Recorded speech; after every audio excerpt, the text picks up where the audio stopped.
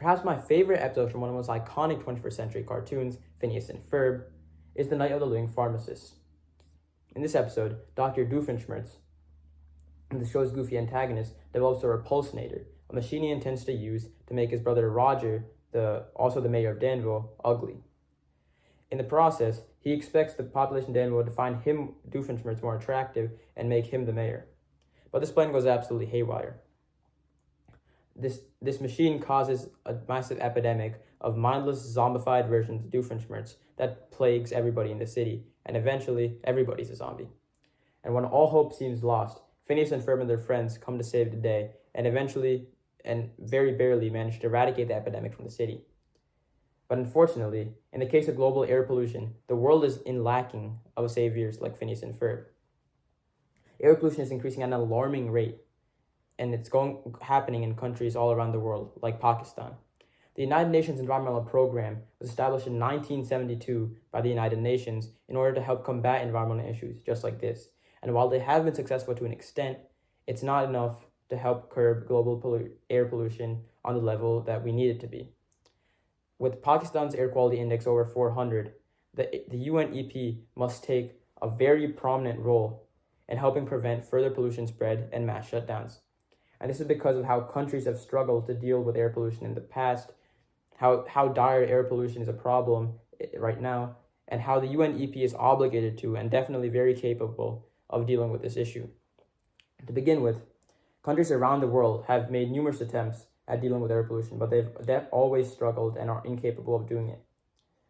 Many countries have passed environmental laws, regulations, and have made acts and promises in order to help reduce air pollution.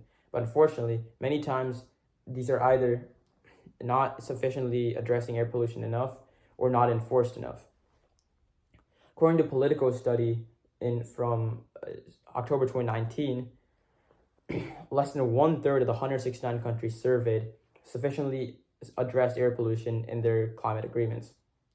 As we can see, air pollution is taken way too lightly, even though it is one of the most paramount issues in the umbrella of problems that is climate change. But it's not just the countries that didn't address air pollution. Even the countries that did are struggling to enforce it. Let's take Pakistan for an example. According to an Amnesty International article from September 2019, Pakistan has passed numerous laws and plans in order to help decrease air pollution, but many of them have barely been implemented, if at all. Pakistan's air quality reports still remain hidden from the public, and there's no signs of Pakistan heading towards a source of higher quality fuel and energy for Pakistan. So as we can see, countries cannot be trusted with dealing with these air pollution on their own because they're just simply not capable and have only been struggling with it. So therefore, the UNEP is needed to step in and help guide them to a better path. And this is paramount because, continuing to my next point, air pollution is a very dire problem in the world right now and must be tended to immediately. According to a World Bank report from March 2019, air pollution, 90% of the global population lives in or breathes polluted air.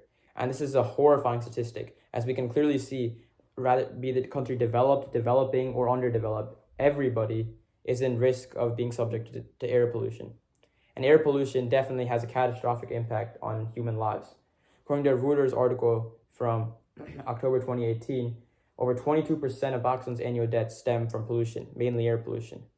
This again is very tragic and tells the real human cost of air pollution on a global scale. But it's not just a human cost, it's a monetary cost too.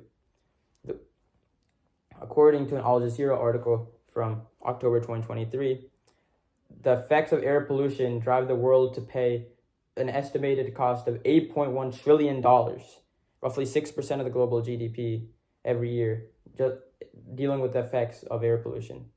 Clearly, the world is being burdened on so many levels, with human lives lost and trillions of dollars paid in terms of trying to deal with air pollution. And if air pollution is not dealt with right now, it may be too late soon. And this brings us to why the UNEP should do this. The UNEP is simply obligated to help combat this issue and is definitely capable of dealing with it. as of November 2023, stated by the UNEP, one of their main goals is to decrease the impact of dangerous substances on the environment and human beings. And air pollution is the greatest environmental risk of our time.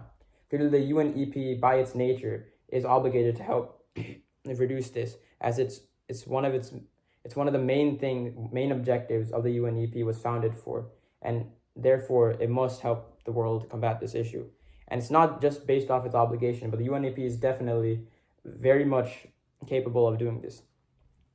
According to a report issued by the United Nations in March 2014, UNEP officials are capable of placing heavy monetary sanctions and canceling permits when it comes to countries and organizations that violate the environmental laws and guidelines. Clearly, the UNEP definitely has the power and jurisdiction to help have a real presence and impact on curbing air pollution's impact in the world. And it's not just through sanctions. The UNEP is capable of funding large environmental projects, helping develop plans with other countries, and therefore overall decreasing the amount of pollution and corruption that takes place in all these matters. The UNEP is definitely obligated to do this, and as we can see, they definitely have the power to carry through with this action globally. All in all, the UNEP has to take a very prominent role in helping reduce further pollution spread and dealing with the consequences of air pollution around the world, owing to how countries have struggled to do this in the past on their own, how drastic of an issue it is, and of utmost attention it must be paid to right now, and how the UNEP is forced to help it by its definition, and is definitely capable of doing it. And Phineas and Ferb, they had a savior to come save them when the time came. And for us, the UNEP has to be that savior. And if they aren't, we're running out of time very soon, and we may not have another chance to help see air pollution come down. Thank you.